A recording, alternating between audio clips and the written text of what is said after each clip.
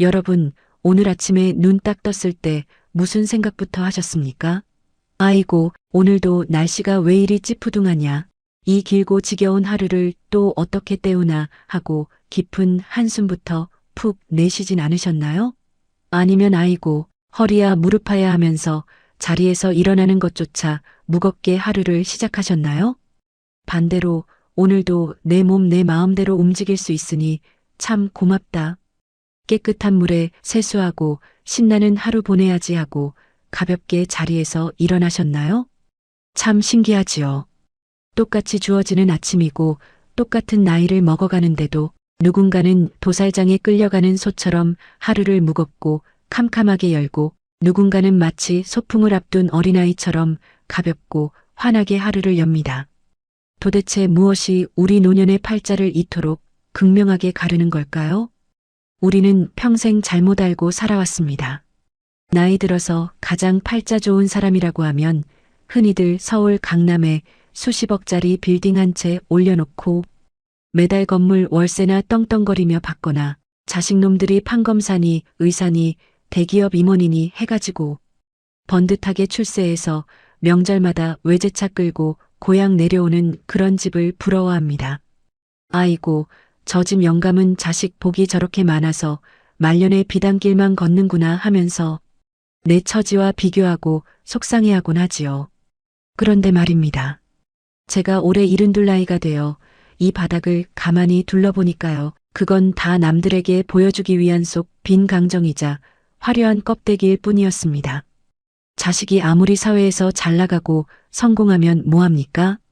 자기들 살기 바쁘다고 1년에 얼굴 한두 번 보기도 힘들고 어쩌다 전화 한 통 걸려오면 엄마 나 바쁘니까 나중에 연락해 하고 툭 끊어버리기 일쑤인데요. 그건 허울 좋은 이름뿐이지 내 외로운 방구석을 채워주지 못합니다. 돈은 또 어떻습니까? 평생 악착같이 모아서 수십억 원 자산가 소리를 들으면 뭐하나요?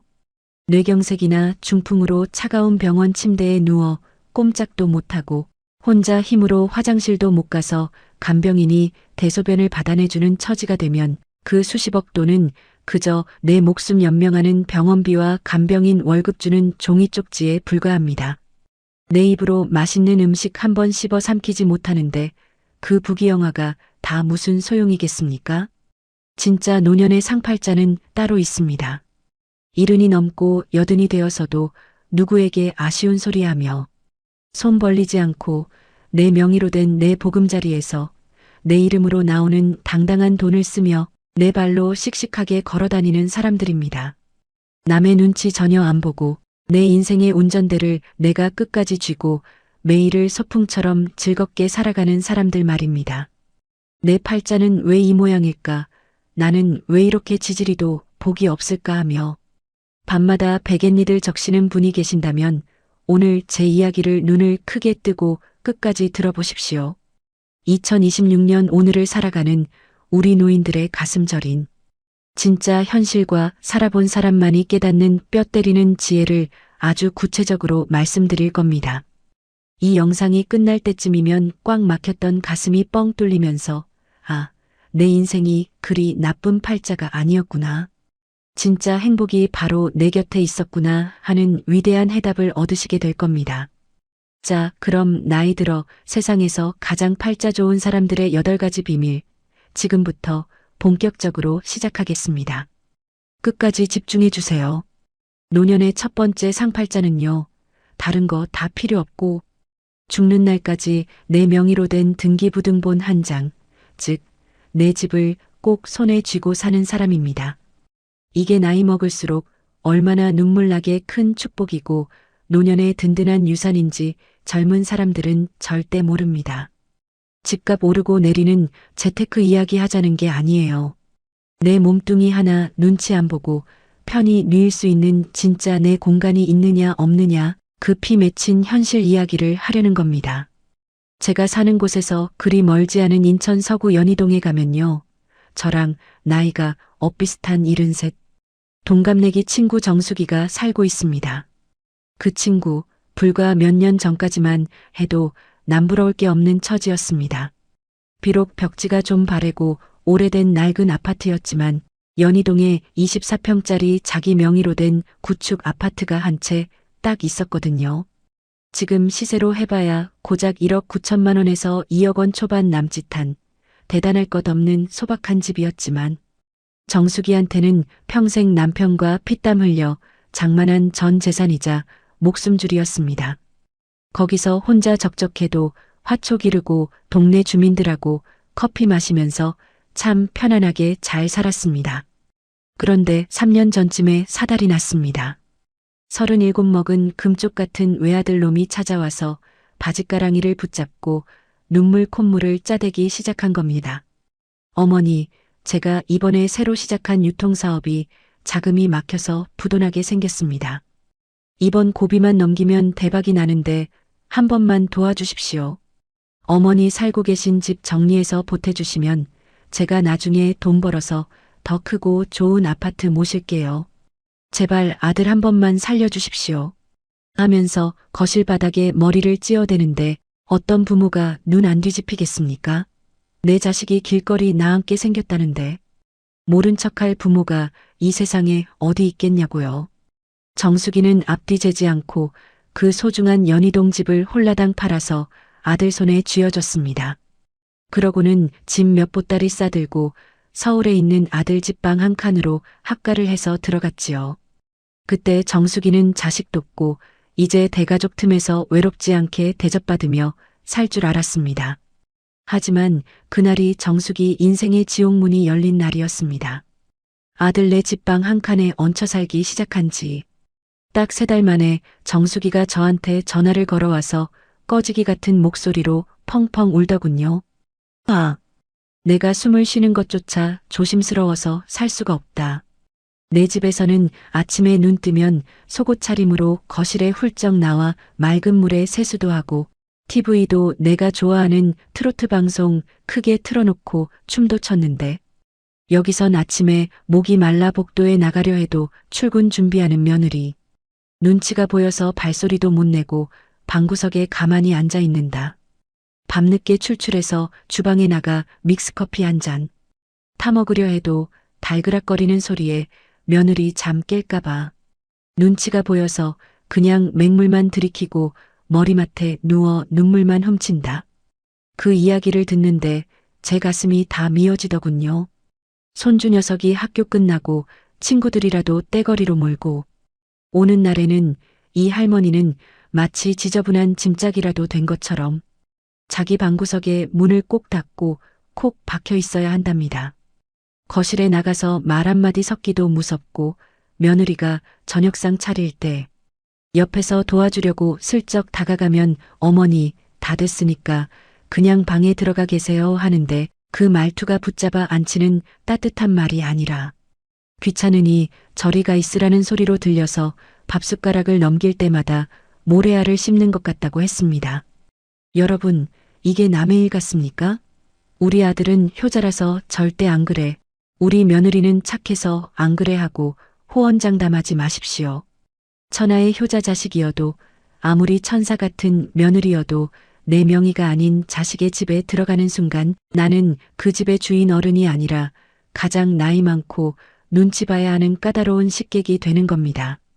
아무리 내 피를 나눈 자식이어도 내 돈으로 산 내 공간이 아니면 마음 한 구석이 늘 불편하고 가시방석에 앉은 것처럼 초조해집니다. 내가 여기 계속 있어도 되나? 내가 애들 짐이 되는 건 아닐까? 이런 쓸데없는 생각들이 꼬리에 꼬리를 물면서 뇌를 갉아먹고 결국에는 없던 병도 생기게 만듭니다. 그래서 저는 우리 나이대 어르신들을 만날 때마다 옷소매를 붙잡고 신신당부를 합니다. 영감님, 할머니, 집은 무슨 일이 있어도 마지막 날 눈 감을 때까지 자식에게 넘겨주지 마세요. 그 낡은 아파트 벽지 한 장, 문짝 하나가 여러분의 마지막 존엄을 지켜주는 단단한 성벽이고 목숨줄입니다. 자식들이 와서 어머니, 이거 미리 증여하시면 나중에 세금도 엄청나게 아끼고 저희도 편해요 하고 달콤한 소리를 해대도 절대로 속아 넘어가시면 안 됩니다. 세금 몇백만 원 아끼려다가 내 노년의 자존감과 자유를 통째로 잃어버리면 그게 무슨 천치 바보 같은 짓입니까? 그런데 말입니다, 여러분. 이렇게 내 이름으로 된 집 한 채를 꿋꿋하게 잘 지켜냈다고 해서 무조건 노년의 팔자가 편안해질까요? 절대 아닙니다. 집이라는 든든한 성벽을 가졌어도 매달 이것이 없어서 자식들 눈치를 보며 자존심이 바닥까지 팽개쳐지는 노인들이 정말 많습니다. 내 집을 지킨 것만큼이나 노년의 자존감을 떵떵거리게 만들어주는 두 번째 상팔자의 비밀은 과연 무엇일까요? 통장에 찍히는 무서운 숫자의 비밀을 아주 시원하게 말씀드리겠습니다. 계속 집중해 주세요. 노년의 두 번째 상팔자는요, 매달 정해진 날짜에 나라에서든 어디서든 내 통장으로 꼬박꼬박 자동으로 입금되는 돈이 있는 사람입니다. 이게 진짜 무서운 힘을 가집니다. 우리 나이대가 되면 돈이라는 게 단순히 시장 가서 반찬거리 사고 병원비 내는 물질적인 가치를 훌쩍 뛰어넘거든요. 그건 자식 앞에서도 친구 앞에서도 고개를 떵떵 들 수 있는 내 마지막 자존심이고 세상 풍파로부터 나를 지켜주는 가장 강력한 방패막이가 됩니다. 제 지인 중에 평생 구급 공무원으로 시작해서 구청 동사무소 팀장으로 퇴직한 창수 영감이라는 분이 계십니다.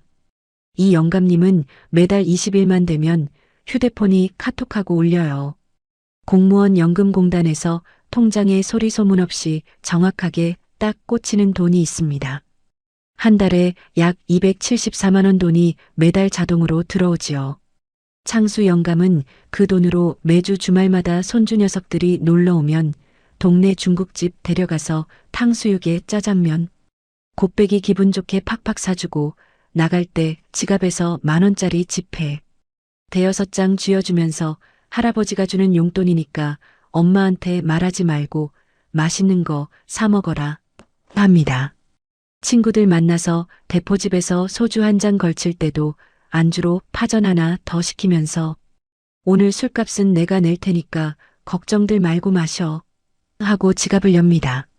누구한테 고개 숙일 필요도 없고 손 벌릴 필요도 없이 본인이 평생 피땀 흘려 일한 대가로 당당하게 자기 인생을 꾸려가는 거지요. 반면에 제 여고 시절 단짝이었던 친구 영희는 처지가 참 안타깝습니다. 영희는 젊은 시절에 동대문 평화시장에서 밤낮 없이 옷 장사하면서 돈을 꽤 만졌습니다. 그런데 그 벌었던 돈을 전부 자식들 대학 등록금 대주고 장가갈 때 아파트 전세 자금 보태주느라 밑빠진 독에 물 붓듯이 다 써버렸어요. 정작 본인은 국민연금 하나 제대로 준비를 못하고 늙어버린 겁니다. 지금은 은퇴해서 수입이 제로인데 다행히 자식들이 매달 첫째, 주 일요일마다 모여서 봉투에 50만 원씩 용돈을 모아다 줍니다. 겉으로만 보면 아이고 자식들이 매달 효도 관광 보내주듯 용돈도 주고 효자네, 효자야 하고 동네 사람들이 부러워할지 모릅니다.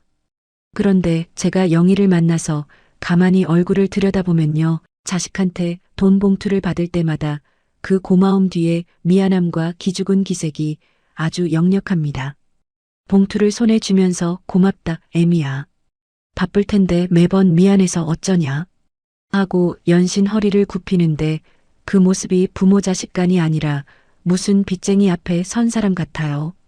자식들도 억지로 주는 건 아니겠지만 영희 마음 한구석에는 늘 무거운 돌덩이가 얹혀 있는 겁니다. 더 기가 막힌 건 뭔지 아십니까? 영희는 자식들이 준 그 소중한 50만 원을 쓰는 것조차 벌벌 떨며 조심스러워합니다.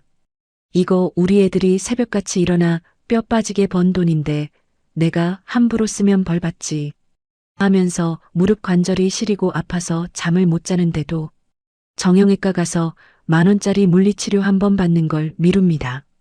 동네 노인정에서 친구들이 믹스커피 한 잔 마시러 가자고 해도 나 오늘 집안일이 있어서 먼저 들어간다 하고 슬그머니 발길을 돌려요. 돈의 액수가 문제가 아닙니다. 내 이름으로 떳떳하게 나오는 돈이 아니라 자식 주머니에서 나온 돈이라는 생각 때문에 10원짜리 하나 쓸 때마다 마음에 지독한 빚이 쌓이는 겁니다. 여러분, 이게 바로 연금이 가진 무서운 힘이자 실체입니다. 노년에 내 명의로 나오는 고정 수입은 단순히 밥 세끼 먹는 생활비가 아닙니다. 자식 앞에서도 며느리 앞에서도 당당하게 허리를 펼 수 있게 만들어주는 경제적 독립선언서입니다. 내가 번 돈으로 내가 병원 가고 내가 번 돈으로 내가 사고 싶은 옷 사 입는데 누가 나한테 감히 뭐라 하겠습니까? 자식한테 손 안 벌리고 내 힘으로 내 노후를 버텨내고 있다는 그 사실 하나만으로도 노년의 자존감은 하늘을 찌르게 됩니다. 그러니 자식들에게 재산 다 털어 넣어줄 생각은 꿈에도 하지 마시고 연금 준비부터 악착같이 하십시오. 물가 상승률 다 반영되는 국민연금이든 개인연금이든 주택연금이든 상관없습니다. 중요한 건 내가 나이 80이 되고 90이 되었을 때 자식 눈치 안 보고 내 통장에 매달 자동으로 꽂히는 돈줄을 단돈 50만 원이라도 만들어 놓아야 한다는 겁니다.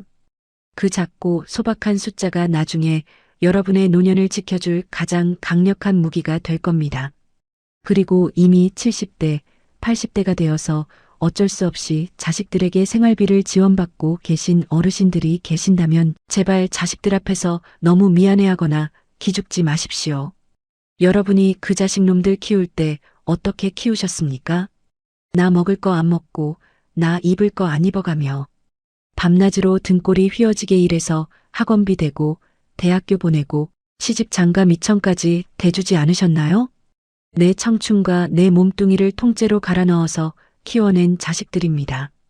그러니 지금 자식에게 받는 용돈은 여러분이 구걸해서 받는 돈이 아니라 여러분이 평생 저축해둔 인생 적금의 이자를 당연하게 되돌려 받는 것뿐입니다. 당당하게 받으셔도 됩니다.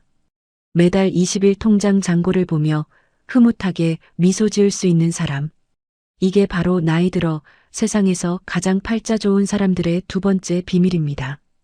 그런데 여러분, 이렇게 내 명의로 된 집이 딱 버티고 있고 매달 통장에 돈이 몇백만 원씩 꼬박꼬박 찍히면 뭐합니까?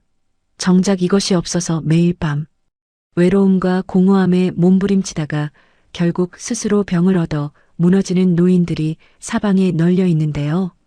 돈과 집이 아무리 많아도 자식들에게 집착하느라 제명에 못 사는 노인들과 달리 진짜 상팔자들은 혼자 있어도 기가 막히게 잘 노는 세 번째 비밀을 숨겨두고 있었습니다. 제가 아는 동네 미용실 원장 언니가 자식들 다 떠나보내고도 왜 얼굴에 핏기가 돌고 생기가 넘치는지 그 소름 돋는 비결을 공개하겠습니다. 계속 집중해 주세요. 노년의 세 번째 상팔자는요, 자식들이 제 살길 바빠서 멀리 떠나고 주변에 아무도 없을 때 혼자서도 기가 막히게 시간을 잘 채우고 노는 사람입니다. 우리 나이가 되면 외로움이라는 놈은 피하고 싶다고 피할 수 있는 게 아닙니다. 평생 머리를 맞대고 살던 배우자가 먼저 세상을 떠나기도 하고 눈만 뜨면 전화해서 수다 떨던 단짝 친구들도 하나둘 몸이 아파 요양원으로 가거나 세상을 등지게 되거든요. 결국 인생의 마지막 자락에 서면 누구나 철저하게 혼자가 되는 순간을 맞이하게 됩니다. 그런데 여기서 노년의 팔자가 또 한 번 쩍하고 갈라집니다.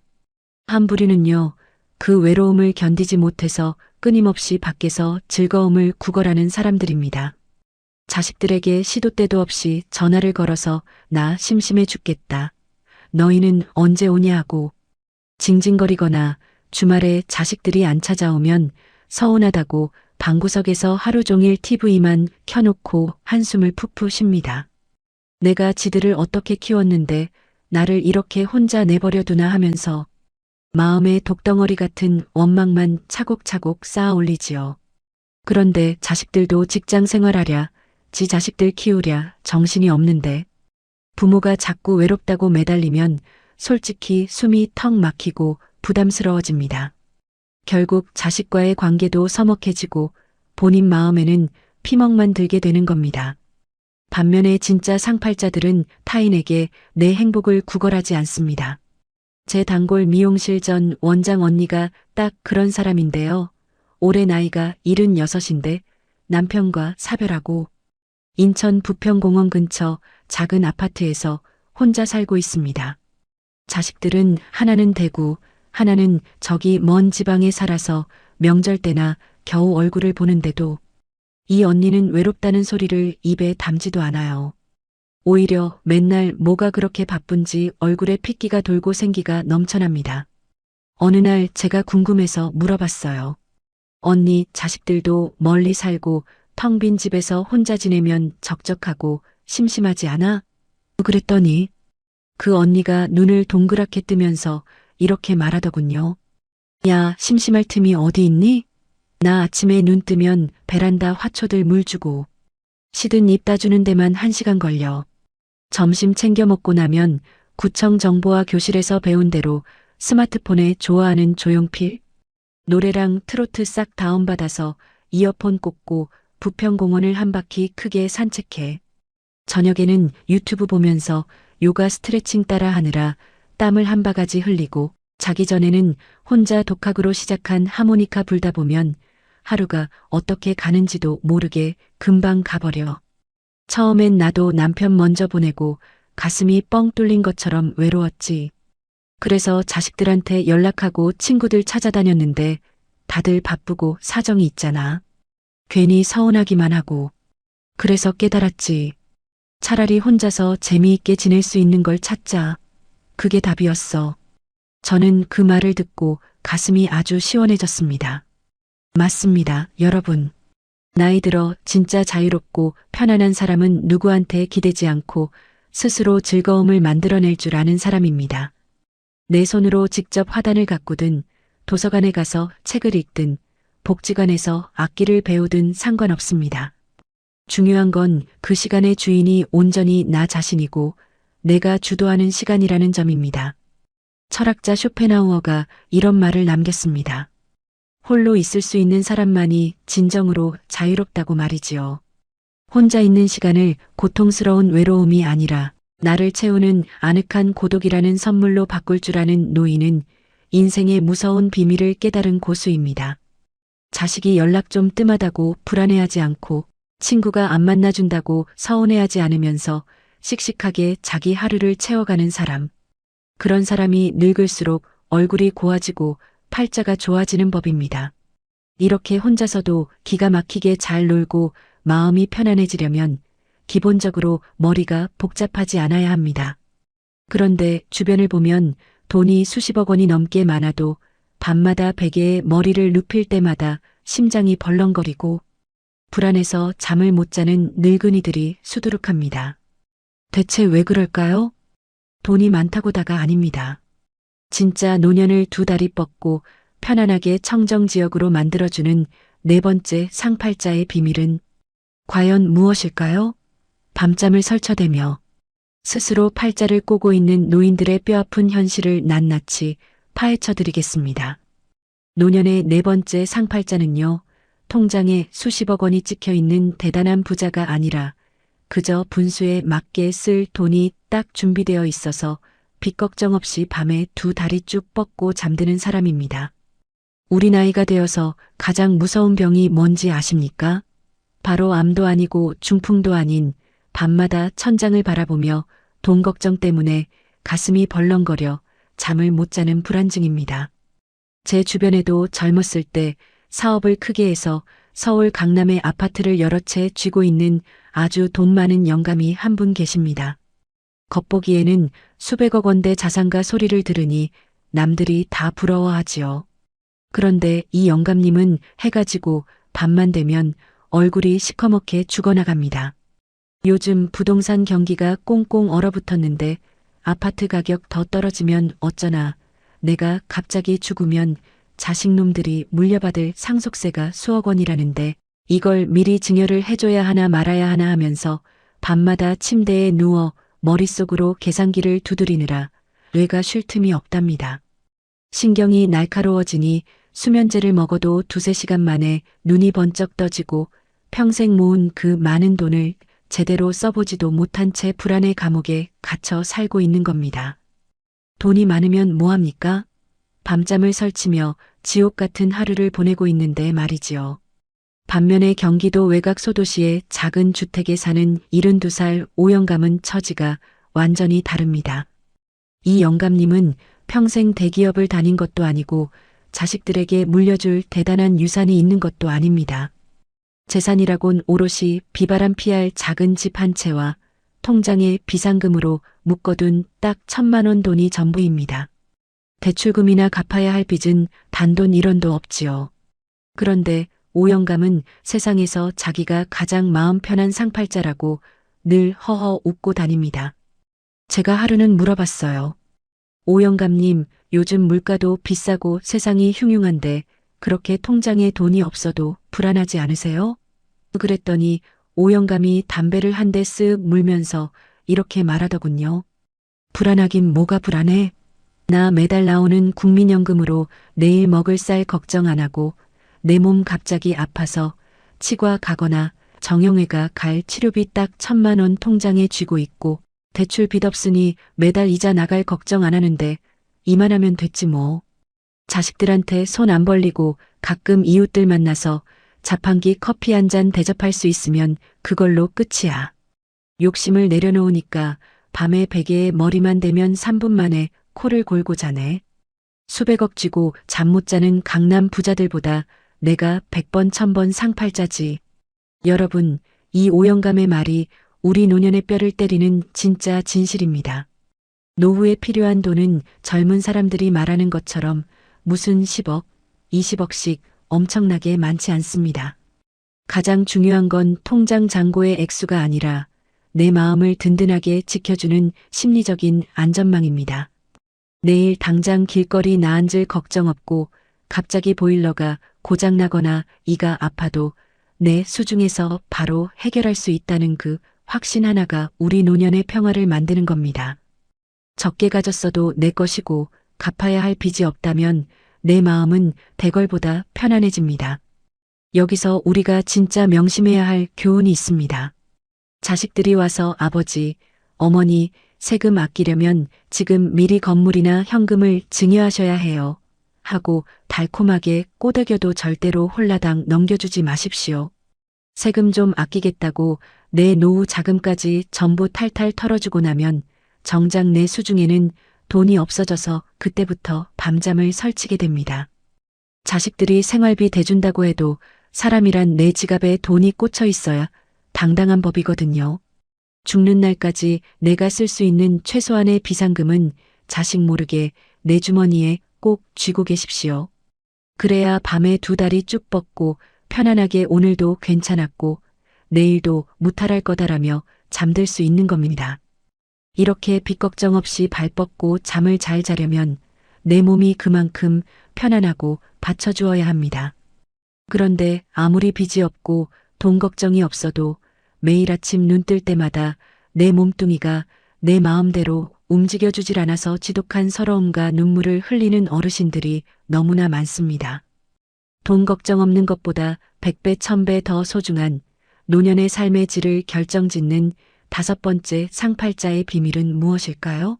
건강이라는 무서운 진실에 대해 가슴 저리게 말씀드리겠습니다.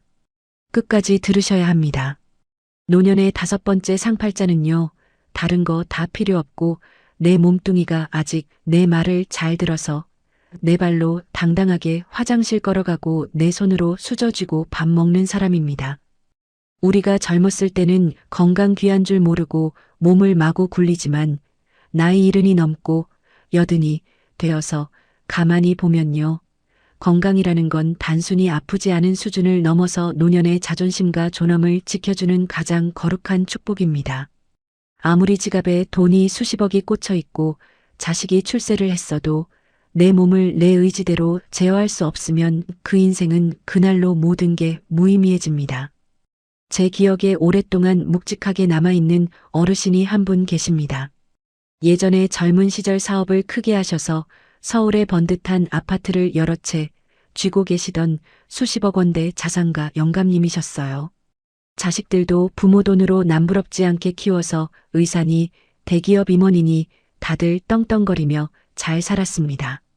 그런데 이 어르신이 75 중반쯤 되었을 때 갑자기 뇌경색이 크게 오면서 왼쪽 몸 전체가 마비가 되어버렸습니다. 침대에서 혼자 일어날 수도 없고 말문이 막혀서 발음도 어눌해지셨지요.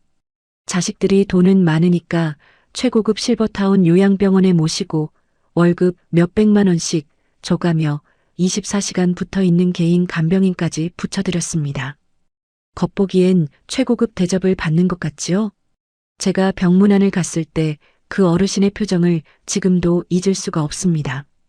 방 안가득 햇살은 쏟아지는데 영감님은 제 손을 꼭 붙잡고 눈물을 글썽이시면서 어눌한 발음으로 겨우겨우 가슴을 치며 이렇게 말씀하시더군요. 아, 돈이 다 무슨 소용이냐? 저 밖에 빌딩이 있으면 뭐하고 통장에 수십억이 있으면 뭐해?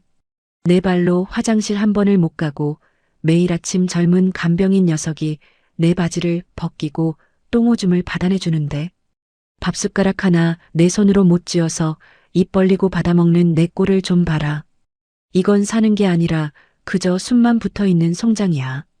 그 영감님의 피 맺힌 독백을 듣는데 가슴이 먹먹하다 못해 무너져 내리는 것 같았습니다. 평생 남부러울 것 없이 호령하며 살던 대단한 자산가였는데 내 몸 하나 내 마음대로 컨트롤하지 못하게 되니 그 많던 재산도 잘난 자식도 그저 허무한 영수증에 불과했던 겁니다.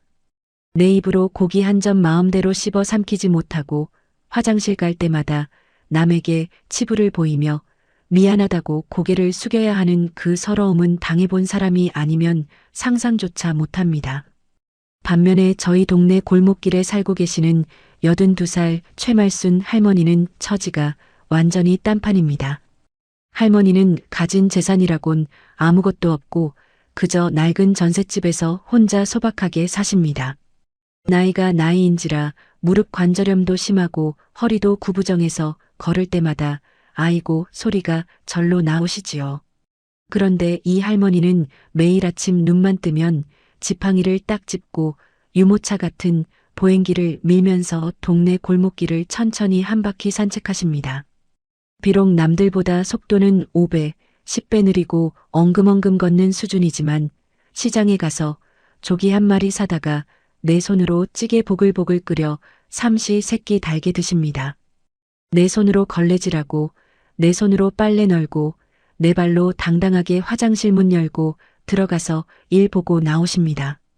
할머니는 동네 평상에 앉아 믹스커피 한 잔 드실 때마다 늘 환하게 웃으면서 이렇게 말씀하세요. 내 또래들은 다 요양병원 침대에 누워서 천장만 바라보고 사는데 나는 비록 달팽이처럼 느려 터졌어도 내 발로 땅을 밟고 걷잖아. 내 손으로 밥 차려 먹고 똥오줌 내 힘으로 가리니 나는 자식들한테 민폐 안 끼치는 천하 상팔자야. 이만하면 하늘에 감사해야지. 여러분, 이 말순 할머니의 소박한 웃음 속에 노년의 가장 위대한 비밀이 들어 있습니다. 70대, 80대가 되어서 진짜 쓸모있고 당당한 인생이란 대단한 성취를 하는 게 아닙니다. 내 몸이 아직 내 말을 들어서 내 일상을 내 힘으로 온전하게 유지할 수 있는 상태, 그 자체가 기적이고 상팔자인 겁니다. 몸이 쑤시고 아픈 거야 나이 먹으면 당연한 훈장 같은 거니 서러워할 필요 없습니다. 조금 삐걱거려도 내가 가고 싶은 곳으로 내 발을 움직일 수 있다면 그것만으로도 억만금 부자보다 훨씬 더 행복한 노후입니다. 그러니 지금이라도 늦지 않았습니다. 내가 이 나이에 무슨 부귀영화를 보겠다고 건강관리를 해야 하면서 포기하지 마세요. 당뇨 있으면 음식 조절 귀찮아도 하시고 고혈압 있으면 아침마다 약 꼬박꼬박 챙겨 드시고 무릎 아프다고 방구석에만 누워 계시지 말고 동네 한 바퀴라도 천천히 걸으십시오. 내 몸을 아끼고 관리하는 것이 내 자식에게 수억 원 재산 물려주는 것보다 100배, 1000배 더 큰 효도이자 내 마지막 자존심을 지키는 길입니다. 내 몸이 내 말을 잘 들어서 자립할 수 있게 되면 자식들에게 아쉬운 소리 할 일이 참 많이 줄어듭니다. 그런데 나이 들수록 세상이 너무 무섭게 변하다 보니까 스마트폰 기계 하나 다룰 줄 몰라가지고 매번 자식에게 전화를 걸어 구걸하듯 부탁하다가 결국 가슴에 시퍼런 피멍이 드는 노인들이 정말 많습니다. 누군가에게 굽실거리며 아쉬운 소리 하지 않는 당당한 노년을 완성하는 6번째 상팔자의 비밀은 과연 무엇일까요? 자식에게 눈치 보지 않고 당당하게 세상을 살아가는 법을 아주 낱낱이 알려드리겠습니다. 계속 귀를 기울여 주세요. 노년의 6번째 상팔자는요, 나이 들수록 자식이나 주변 사람들에게 이것 좀 대신 해다오 하면서 구걸하듯 아쉬운 소리 하지 않고 내일은 내가 알아서 척척 처리하는 자립심이 있는 사람입니다. 우리 나이대 어르신들이 살아가면서 가장 서럽고 눈물 나는 순간이 언제인지 아십니까? 돈이 없을 때가 아니에요. 바로 내 자식 놈한테 아주 사소한 거 하나 부탁했다가 자식 입에서 아니 엄마는 그것도 못해? 나 바빠 죽겠는데 왜 자꾸 귀찮게 그래 하고 톡 쏘아붙이는 짜증 섞인 한마디를 들었을 때입니다. 그 순간 가슴에 시퍼런 대못이 박히면서 내가 늙어서 짐짝이 됐구나 하고 지독한 자괴감에 빠지게 되지요. 요즘 세상이 얼마나 무섭고 빠르게 바뀝니까? 은행에 가도 예전처럼 종이 통장 들고 번호표 뽑아 기다리면 직원이 친절하게 해주는 게 아니라 웬 커다란 기계 앞에 서서 인터넷 뱅킹을 하라 그러고 스마트폰 앱으로 돈을 보내라고 합니다. 기차표 한 장을 끊으려 해도 병원 예약을 하려 해도 전부 스마트폰 앱을 눌러야 하니 우리 같은 노인들은 졸지에 눈 뜨고도 길을 못 찾는 까막눈 신세가 되기 십상입니다. 그러다 보니 매번 자식들에게 전화를 걸어서 얘야, 내일 대전 내려가는 기차표 좀 끊어줘라. 병원 예약 앱으로 좀 대신 눌러줘라 하고 눈치를 보며 부탁을 하게 되는 거지요. 처음 한두 번은 자식들도 군말 없이 해주지만 지들 살기 바쁘고 피곤할 때는 부모의 그 사소한 부탁이 귀찮은 짐처럼 느껴져서 은근히 짜증을 내게 마련입니다. 사람이란 원래 그렇거든요. 하지만 제 지인 중에 올해 74된 박영감은 자식들에게 아쉬운 소리를 눈곱만큼도 하지 않습니다. 이 영감님은 동사무소나 구청 문화센터에서 어르신들을 위해 열리는 스마트폰 정보화 교실이라면 자다가도 벌떡 일어나서 쫓아다니는 분입니다. 젊은 애들처럼 번개처럼 빠르게는 못 다루지만 돋보기 안경 코에 딱 걸치고 악착같이 독학을 하셨어요. 이제는 혼자서 스마트폰 은행 앱 열어서 잔액 확인하고 이웃들 축의금 송금하는 건 일도 아닙니다. 가끔 무릎 아파서 병원 갈 때도 자식 차 얻어 탈 생각 안 하고 스마트폰으로 카카오 택시 앱 딱 눌러서 집 앞까지 택시 불러 타고 당당하게 다녀오십니다. 손주 녀석들이 집에 놀러 오면 맛있는 피자나 치킨도 스마트폰 배달 앱으로 척척 주문해 주니 손주들이 우리 할아버지가 최고라며 엄지손가락을 치켜 세웁니다. 박영감이 늘 입버릇처럼 하는 말이 있어요. 나이 먹을수록 자식한테 굽실거리며 부탁하는 순간부터 노년의 권위는 바닥으로 떨어지는 거야. 내가 내 손으로 스마트폰 다룰 줄 알고 혼자 버스 타고 택시 타고 볼일 다 볼 수 있으면 자식들한테 큰 소리 떵떵 칠 수 있어. 고맙지만 미안할 일은 안 만드는 것, 그게 내 자존심이야. 여러분, 이박 영감의 이야기가 정말 뼈가 되고 살이 되는 명언입니다. 내가 이 나이에 귀찮게 스마트폰을 왜 배워? 그냥 자식한테 해달라고 하면 되지 하고 편하게만 살려고 하지 마십시오. 귀찮다고 내 자립심을 포기하는 순간 내 노년의 자존감도 함께 포기하는 겁니다. 완벽하게 타자치고 젊은 애들처럼 현란하게 못해도 괜찮습니다. 그저 전화 걸고 받고 문자 주고 받고 은행 잔액 확인하고 혼자 힘으로 택시 부르는 법 정도만 배워두셔도 자식에게 아쉬운 소리 하며 고개 숙일 일이 절반 이하로 뚝 떨어집니다. 아주 큰 수술을 하거나 국가기관에 중요한 서류를 제출하는 큰일이 아닌 이상 내 소박한 일상은 내 힘으로 지켜내는 능력. 누군가에게 도움을 받으면서도 미안해하지 않고 당당하게 내가 혼자 해냈다 하고 미소 지을 수 있는 자립심. 이것이 바로 노년의 자존감을 대궐처럼 지켜주는 6번째 상팔자의 지혜입니다. 이렇게 자식에게 의지하지 않고 혼자 힘으로 당당하게 세상을 헤쳐나가다 보면 문득 마음 한구석에 밀려오는 공허함이 있을 수 있습니다. 내가 평생을 이렇게 치열하게 살아왔는데 이제 내 인생에 남은 낙이 무엇인가 하고 허무해질 때가 있거든요. 그런데 진짜 인생 고수들은 매일 똑같이 흘러가는 지루한 일상 속에서 이것을 찾아내어 하늘이 부러워할 만큼 행복한 하루를 만들어내고 있습니다. 은퇴 후 우울증에 걸려 방구석에 누워있는 노인들과 달리 진짜 상팔자들은 이유 없이 만족하는 7번째 비밀을 누리고 계셨는데요. 그 가슴 따뜻한 인생 철학을 들려드리겠습니다. 계속 집중해 주세요. 노년의 7번째 상팔자는요. 날마다 눈부시게 특별한 일이 일어나지 않아도 매일 똑같이 반복되는 소박한 일상 그 자체를 온전히 받아들이고 이유 없이 만족할 줄 아는 사람입니다. 우리 솔직히 가슴에 손을 얹고 한번 생각해 봅시다. 우리는 젊은 시절부터 지금까지 평생을 무언가 특별한 목표를 향해서 쉼없이 달려왔습니다. 남들보다 조금 더 좋은 직장 들어가려고 버텼고, 남들보다 평수 넓은 집으로 이사 가려고 쥐어짜냈고, 자식놈들 시험에서 100점 맞고 남부럽지 않게 성공하기만을 바라며 경주마처럼 앞만 보고 살았잖아요. 그런데 나이 70이 넘고 은퇴를 해서 삶의 속도를 늦추고 나니까 갑자기 내 손에 쥐어지는 하루 24시간이 너무나 길고 낯설게 느껴지는 겁니다. 직장도 없어졌지, 집도 이미 정해졌지, 자식들도 다 커서 지들 살 길 찾아 떠나버렸지. 이제는 더 이상 악착같이 추구할 목표가 눈앞에서 싹 사라진 거예요.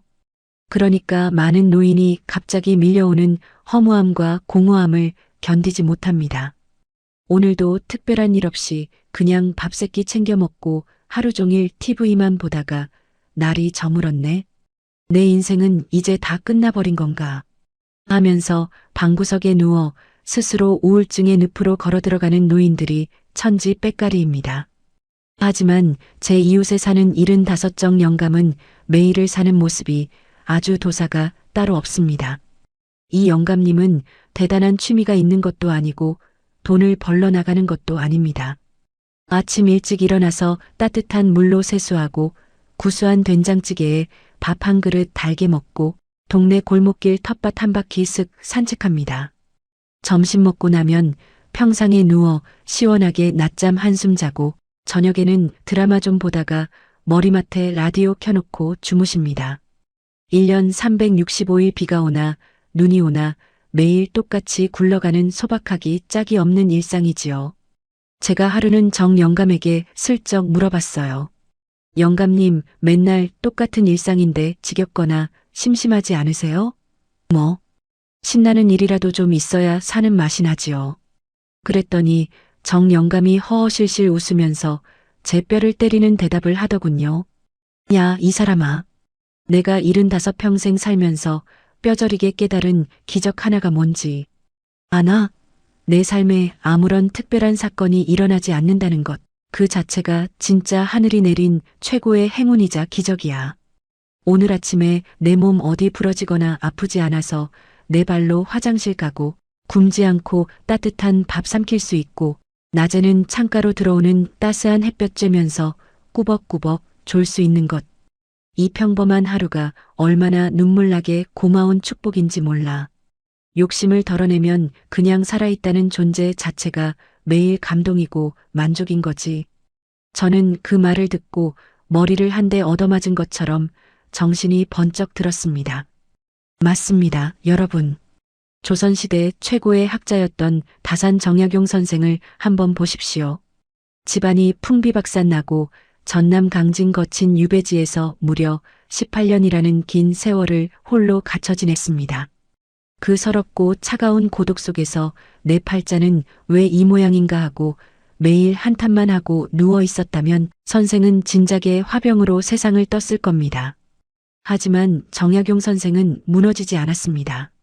매일 아침 평범하게 일어나 마당을 빗자루로 쓸고 책을 읽고 글을 쓰고 조용히 산책을 하며 자신에게 주어진 소박한 하루하루를 스스로 의미 있게 채워나갔습니다. 그렇게 평범한 하루를 감사히 지켜냈기에 유배지에서 500권이 넘는 위대한 책을 남기는 기적을 행하신 겁니다. 매일 내 마음에 쏙 드는 특별한 이벤트가 터져야 행복한 게 아닙니다. 나이 들수록 오늘 큰 사고 없었고 큰 병 걸려 병원 실려가지 않았고 자식들에게 나쁜 소식 들려오지 않고 조용하게 하루가 지나갔다면 그것이 바로 온 우주가 나를 도와준 최고의 축복인 겁니다. 과거에 그때 내가 부동산 투자를 좀 해둘 걸, 그 사람하고 결혼하지 말 걸 하면서 지나간 예질 붙잡고 후회하고 비교하는 생각들, 이제는 다 변기물 내리듯 시원하게 내려놓으십시오. 그런 쓸데없는 후회와 미련들이 내 얼굴에 주름을 만들고 노년을 늙고 병들게 만드는 독약입니다. 기대치가 낮으면 실망할 일이 없고 욕심이 없으면 마음의 무게가 깃털처럼 가벼워지는 법입니다. 이렇게 내 일상에 만족하며 마음 편하게 살아가려면 내 주변 환경도 그만큼 고요하고 깨끗해야 합니다. 그런데 돈도 많고 건강하고 매일이 무탈한데도 정작 내 주변에 썩어빠진 인간관계들 때문에 스트레스를 받아 매일 밤 혈압이 솟구치고 수명이 단축되는 어르신들이 너무나 많습니다. 아무런 걱정 없는 내 노후에 흙탕물을 튕겨대는 인간의 실체는 무엇일까요? 내 마음을 청정지역으로 만들기 위해 과감하게 행동해야 하는 8번째 상팔자의 비밀은 과연 무엇일까요? 내 인생을 갉아먹는 인간들을 소리 소문 없이 정리하는 법을 바로 시원하게 풀어드리겠습니다. 계속 집중해 주세요.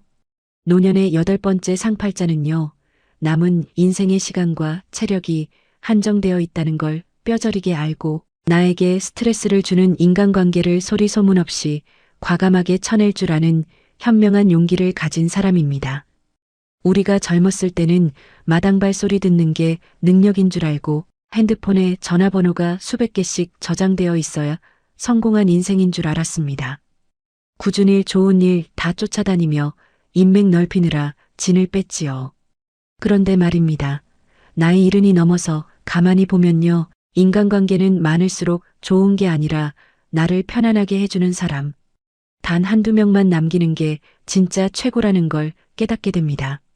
제 동네 친구 중에 평생 의리가 최고인 줄 알고 온갖 모임에 빠짐없이 나가던 72 김복순이라는 친구가 있습니다. 이 친구는 동창회다, 계모임이다, 동호회다에서 일주일 내내 스케줄이 꽉 차 있었어요. 그런데 언젠가부터 복순이가 모임만 다녀오면 얼굴이 시커멓게 죽어서는 소화가 안 된다고 손가락을 따대기 시작하더군요. 이유를 물어봤더니 사연은 이랬습니다. 나이 먹고 모이는 동창회라는 게 처음 한두 번은 반갑지. 나중에는 전부 눈에 보이지 않는 칼싸움터였던 겁니다. 어떤 년은 앉자마자 우리 아들이 이번에 대기업에서 상무로 승진했잖아 하며 자식 자랑을 침이 마르게 해대고, 또 어떤 년은 며느리가 사줬다며 수백만 원짜리 명품 가방을 식탁 위에 턱하니 올려두고 은근히 주변 사람 기를 죽입니다. 거기다 또 다른 인간은 입만 열면 아이고 요즘 나라 꼴이 왜 이 모양이냐, 경제가 망했다, 삭신이 쑤셔 죽겠다 하면서 세상의 온갖 부정적인 감정 쓰레기를 사방에 뿜어내고 앉아있으니 복순이는 그 이야기를 몇 시간 동안 억지로 들어주느라 온몸에 진이 다 빠져버린 겁니다. 오랜 친구라는 정 때문에 거절도 못하고 끙끙 앓던 복순이에게 제가 등을 한 대 팍 때리며 호통을 쳤습니다. 이 미련한 년아, 우리가 살면 앞으로 얼마나 더 산다고 내 돈 내고 귀한 시간 써가며 그런 인간들 비위를 맞추고 앉아있냐? 나이 들어서까지 남의 감정 쓰레기통 역할을 해줄 여유는 없어. 네 인생의 가시돋친 말만 뱉어내는 인간들은 과감하게 내 인생 등기부등본에서 파내버려. 그 길로 복순이는 큰 결심을 했습니다. 동창회 단톡방에서 조용히 나가지기를 눌렀고 만나면 기분 나빠지는 인간들의 전화는 바쁘다는 핑계로 서서히 멀리하기 시작했습니다. 싸우거나 절교 선언을 한 것도 아니에요.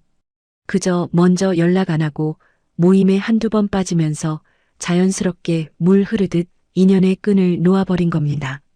처음에는 내가 너무 정없는 인간인가, 친구들이 서운해하면 어쩌지 하고 마음이 쓰였다는데 딱 석 달이 지나고 나니 복순이 얼굴이 몰라보게 환해졌습니다.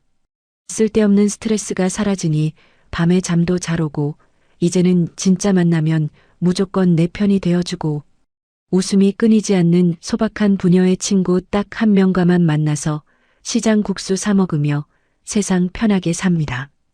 여러분, 이게 진짜 현명한 상팔자의 지혜입니다. 인간관계에도 지독한 다이어트가 필요합니다. 만나고 나면 왠지 모르게 기분이 찝찝해지는 사람, 내 이야기는 들으려고도 안 하고, 자기 자랑만 늘어놓는 사람, 오래된 과거 기억을 들먹이며 나를 깎아내리는 사람들은 다 가짜 인연입니다. 오래 알고 지냈다고 해서 다 좋은 관계가 아니에요. 오히려 오래된 관계일수록 서로를 너무 잘 알아서 습관적으로 상처를 주고받는 경우가 허다합니다. 나이 들어 진짜 외로운 건 혼자 있는 게 아니라 나를 존중해주지도 않는 불편한 인간들 틈에 끼어 억지 미소를 짓고 있을 때입니다. 내 마음을 청정지역으로 만들어주는 진짜 인연 한두 명만 있으면 우리 노후는 절대 외롭지 않습니다. 이렇게 내 영혼을 갉아먹는 인간들을 과감하게 정리하고 나면 비로소 내 인생의 진짜 주인인 나 자신이 보이기 시작합니다. 평생 남을 위해 살았으니 이제는 나를 위해 살아야지요. 그런데 주변을 보면 자식들에게 한 푼이라도 더 남겨주려고 지독하게 쥐어짜며 구두쇠처럼 살다가 정작 나를 위한 작은 기쁨, 한 조각조차 누려보지 못하고 쓸쓸하게 늙어가는 어르신들이 너무나 많습니다. 나를 위할 줄 아는 진짜 상팔자들은 연금이 많든 적든 한 달에 딱 하루 소름 돋는 사치를 부리는 비밀을 가지고 인생을 축제로 만들고 계셨는데요. 일은 평생 자식 뒷바라지만 하던 노인들의 가슴을 울린 9번째 상팔자의 비밀은 과연 무엇일까요? 나를 행복하게 만드는 소박한 기적의 이야기를 들려드리겠습니다. 계속 집중해 주세요. 노년의 9번째 상팔자는요, 통장에 돈이 수억 원씩 쌓여 있는 자산가가 아니라 한 달에 딱 하루만큼은 오롯이 나만을 위해 기분 좋게 지갑을 열 줄 아는 낭만이 있는 사람입니다. 우리 나이대 어르신들 참 지독하게도 사십니다. 젊은 시절에는 자식들 학원비 대고 대학교 등록금 주느라 내 입에는 들어가는 밥 한 숟가락도 아까워하셨고, 나이 들어서는 내가 한 푼이라도 아껴서 손주들 용돈이라도 더 줘야지, 내가 죽으면 자식놈들한테 조금이라도 더 보태줘야지 하면서 단돈 10원짜리 하나 쓰는 것도 손을 벌벌 떠는 노인들이 천지빽가리입니다. 평생을 남을 위해서만 쥐어짜며 살다가 정작 나를 위해서는 따뜻한 양말 한 켤레, 내 손으로 사신지 못하고 쓸쓸하게 늙어가는 처지이지요. 그런데 전북 익산에 살고 계시는 73살 황정희 할머니는 사는 모습이 아주 달달하고 재미있습니다.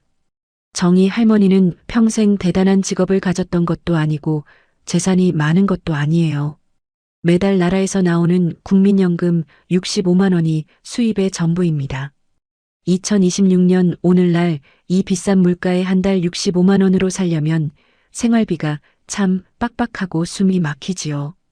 그런데 이 할머니는 매달 연금이 들어오는 날이 되면 그 아까운 돈에서 딱 5만 원짜리 지폐 한 장을 가위로 오려내듯 따로 떼어놓습니다.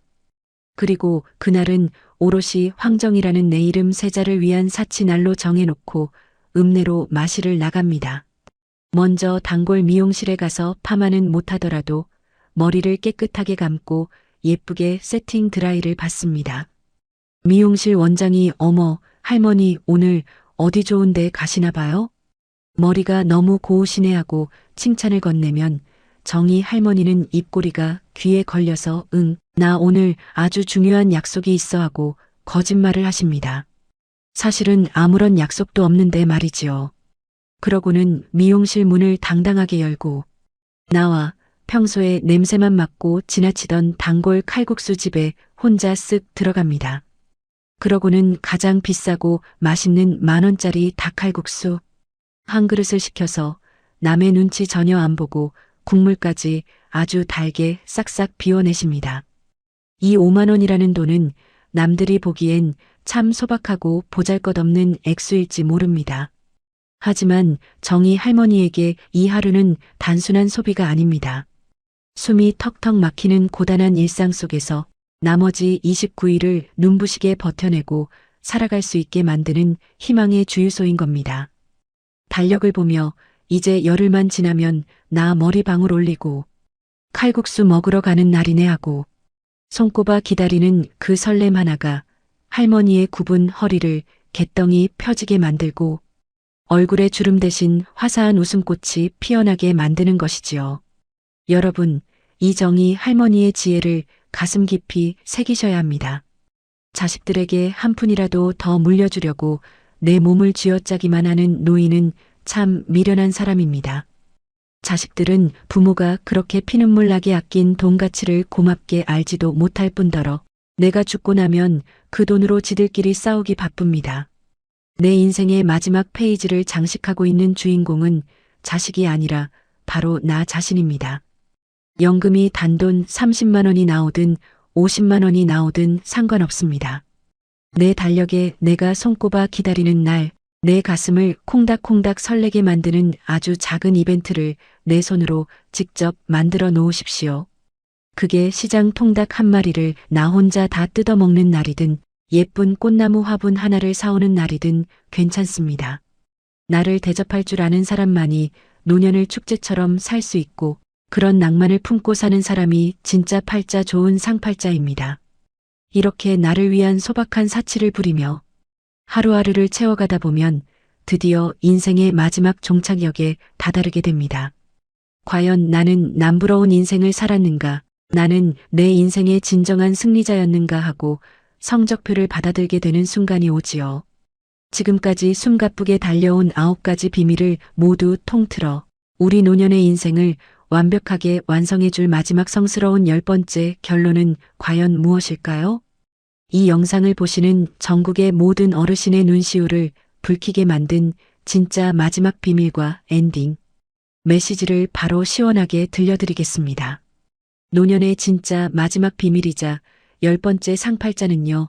저녁에 뜨끈한 안방 아랫목에 누워 베개를 베고 눈을 감을 때 지나간 과거에 대한 후회나 미련 없이 오늘 하루도 내 힘으로 참 잘 보냈다 하고 스스로 만족하며 편안하게 잠자리에 드는 사람입니다.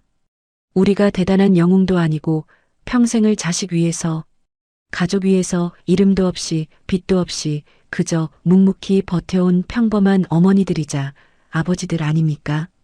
나이 70이 넘고 80이 되어서 인생의 마지막 페이지를 가만히 넘기다 보면 내가 참 성공한 인생인가, 내 팔자는 좋은 팔자인가 하고 스스로 점수를 매겨보게 됩니다. 그때 많은 사람이 내가 옛날에 돈을 더 모았어야 했는데, 내 자식을 더 훌쩍 키웠어야 했는데 하면서 스스로에게 낙제점을 주고 후회와 한탄의 눈물로 밤을 지새우곤 합니다. 하지만 제 주변에서 인생 마지막 자락을 가장 아름답고 고귀하게 보내고 계시는 84살 조문숙 할머니의 사연을 들으시면 여러분의 생각이 완전히 뒤집히실 겁니다. 문숙 할머니는 평생을 동네 이웃들에게 참 팔자도 기구하고 기구하다라는 소리를 들으며 사셨던 분이에요. 젊은 나이에 남편을 갑작스러운 사고로 사별하시고 혼자 힘으로 시장에서 콩나물 장사, 생선 장사해가며 자식 셋을 눈물로 키워내셨거든요. 내 청춘 다 바쳐서 지독하게 고생만 하셨으니 본인 스스로도 내 팔자는 왜 이리 험할까 하고 가슴을 치며 사셨던 세월이 80년이었습니다. 그런데 지난 할머니의 83번째 생일날 밤에 기적이 일어났습니다. 오랜만에 자식 셋이 엄마 집 거실에 옹기종기 모여 앉아 조촐하게 케이크에 촛불을 켰습니다. 나이가 너무 많아 초를 다 꽂지도 못하고 그저 커다란 초 8개만 꽂아두었지요. 할머니가 후하고 불을 끄려는데 대기업 다닌다며 늘 무뚝뚝하고 바쁘던 큰아들이 갑자기 할머니의 거칠고 마디 굵은 손을 꼭 붙잡더니 눈시울을 붉히는 겁니다.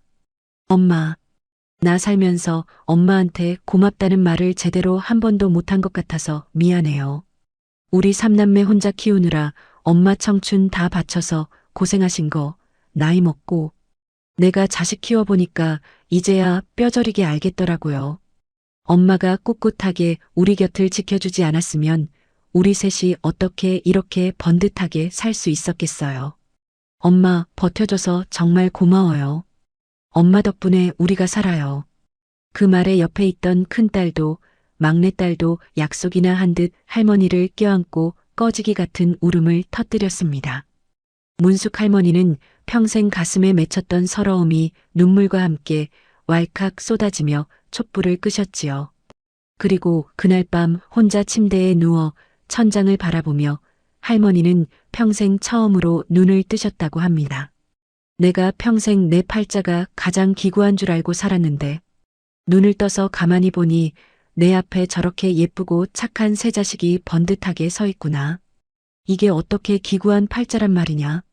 나는 세상에서 가장 행복한 자식 복을 받은 상팔자였는데 내가 미련해서 내 눈앞에 있는 진짜 축복을 평생 모르고 살았던 거구나. 문숙 할머니는 그날 이후로 입버릇처럼 말씀하십니다. 팔자가 바뀐 게 아니야. 내 눈이 바뀐 거지. 80년 만에 내 진짜 상팔자를 알아본 거야 라고 말이지요.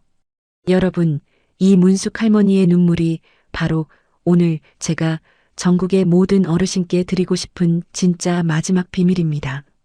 인생의 노년은 무언가를 새로 이루고 빌딩을 올리고 남들에게 성공을 증명해 보이는 성취의 시간이 아닙니다. 내 등기부등본이 있는 집에서 내 자존심을 지키고 내 이름으로 나오는 연금으로 내 자유를 지키고 내 발로 씩씩하게 걸어다니며 오늘 나에게 주어진 이 소박한 하루의 존엄을 내 힘으로 온전하게 지켜내는 거룩한 시간입니다. 누구에게도 구걸하듯 아쉬운 소리하며 짐이 되지 않고 나를 괴롭히는 인간관계는 과감하게 쓰레기통에 쳐넣어버리며 한 달에 단 한 번 나를 위한 소박한 칼국수 한 그릇 사 먹을 줄 아는 낭만을 품고 사는 것. 그리고 밤에 누워 오늘도 삼시세끼 따뜻한 밥 잘 먹었고 내 몸 아프지 않고 큰 사고 없었으니 참 괜찮은 상팔자였다 하고 미소 지을 수 있다면 당신은 이미 하늘에 있는 신도 부러워할 최고의 인생 승리자입니다. 버티는 삶은 언젠가 무너지지만 매일 나에게 주어진 평범한 하루를 지켜내는 사람은 절대 무너지지 않습니다. 오늘 하루를 당당하게 지켜내셨으니 여러분은 내일도 모레도 눈부신 상팔자로 살아가실 겁니다. 남의 화려한 껍데기 부러워하며 내 처지 한탄하는 미련한 짓은 오늘부로 싹 끝내버리시고 이미 내 곁에 와 있는 소중한 행복의 눈을 번쩍 뜨십시오. 여러분은 이미 충분히 과분한 상팔자입니다. 오늘 72 왕언니가 들려드린 가슴 저린 진짜 인생 이야기가 여러분의 꽉 막힌 가슴을 뻥 뚫어주고 작은 위로가 되셨나요? 이 귀한 영상을 혼자만 보지 마시고 지금 당장 평생 고생만 하며 사신 우리 부모님 그리고 소중한 친구분들의 카카오톡 단톡방에 널리 공유해 주세요. 여러분의 공유 한 번이 혼자 방구석에서 외롭게 버티고 계신 다른 어르신들에게 살아갈 큰 힘과 빛이 됩니다. 댓글로 오늘 이야기 중 어떤 할머니, 할아버지 사연이 내 가슴을 가장 울렸는지도 꼭 남겨주세요. 여러분 모두 노년에 당당하고 떵떵거리는 상팔자로 살아가시길 진심으로 응원합니다. 구독과 좋아요로 함께 해주셔서 감사합니다.